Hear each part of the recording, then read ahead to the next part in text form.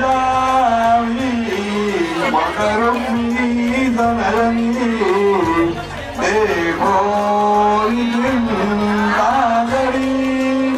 ही कन्या सगुणावरार पवना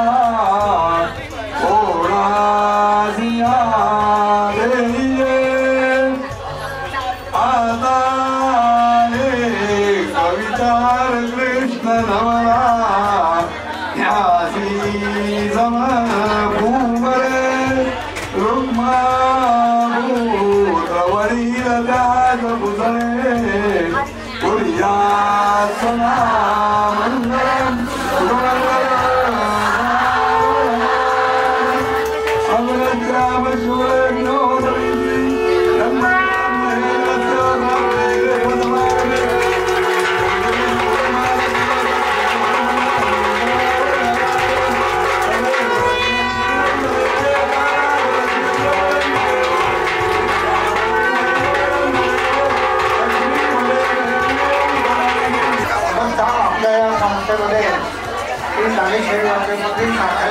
आणि गणपती हलवाई यांच्या सहकार्याने हा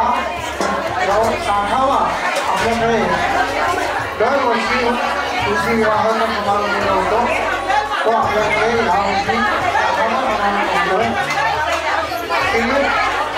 गोडसे साहेब नंतर वास्तवहीन आजी आणि आमची आई छत्रबाई भगत यांनी हा उत्सव चालू केला तो अभ्यास चालू आहे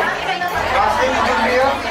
आणि गोडसे कुटुंबीय याच्या दरवर्षी आम्हाला सहकार्य लागतं